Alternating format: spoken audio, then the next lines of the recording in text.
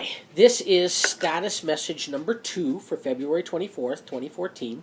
Again, aimed at the residents of Olds and anyone following the situation that Connor has been put in. I'm going to move this just a bit so I'm centered a little better. This is a little background that everybody kind of needs to know, just so you kind of, get some validity to what's going on. One of the things that some people have it's not so much asked, but I know that there has been a little wonder, and that is that we've been discussing about the sexual molestation that's going on, how both the older brother has been touching him and the biological father. The one thing that everybody has to realize is that the biological father has confessed to doing this. He completely bragged about it on the phone to me, and out of pure arrogance, he claimed that he was doing it, and proclaimed, I think is a better word, proclaimed that he was doing it. He took full responsibility for it and didn't deny it. And one of the things that I know I've faced with Child Protective Services and easily combated that one is throughout the court proceedings, the biological father and the biological mother have done a great deal of lying. And that's, to cover up the crap that they've been doing. It's astronomical, the amount of lying that has gone on their parts. And, people say, well, everybody does that. But there's a difference between slightly changing the facts or, interpreting what, an event to be in your favor and then out and out lying, making crap up.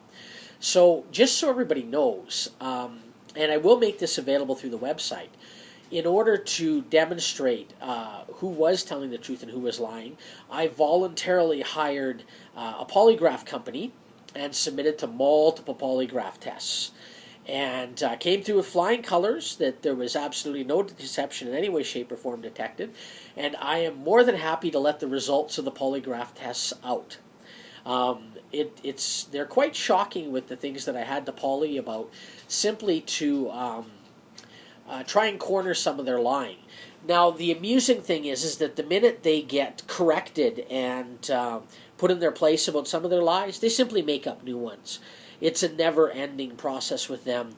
It's one lie right after the other. So a couple of things I'm going to make abundantly clear to everybody today.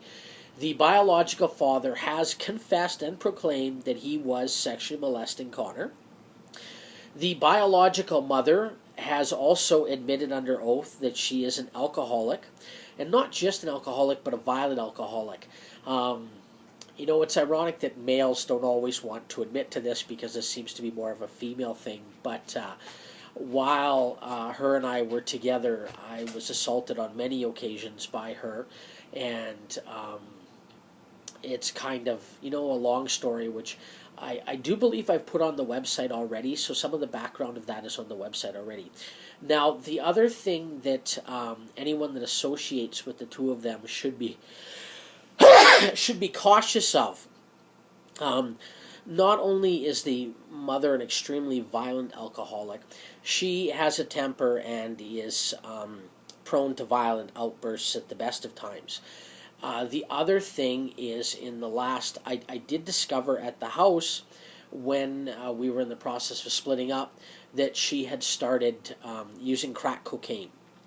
Now, I don't know if this was when she started getting mixed up with someone she was dating in the U.S. or whether this came from assorted people at her work. I have no idea. She had hid crack cocaine in the house, and her paraphernalia for doing it were in the house, and the scary thought is they were pretty much all where Connor could have found them or stumbled across them. Again, I turned this stuff over to the Edmonton City Police Force, and I polygraphed in regards to how I found it, so that no one could try and claim that it was planted or anything like that. It was you've got a biological mother who is dating someone in the U.S. who is a violent alcoholic with a temper and violent at the best of times. She is a crack cocaine user, and the biological father is a self-admitted child molester. So I think one of the things that you have to be aware of is that I even brought this up with the school.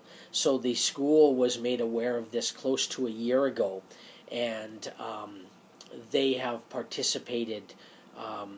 There's been some challenges with the school and the staff in regards to this, but they are aware of the fact that the father has proclaimed to be a molester, and that the mother is on alcohol and on crack, and there's more to it than that, and I know I've detailed some of it in the website, and if I haven't gotten all of it, I'm going to be adding some more pages over the next couple of weeks.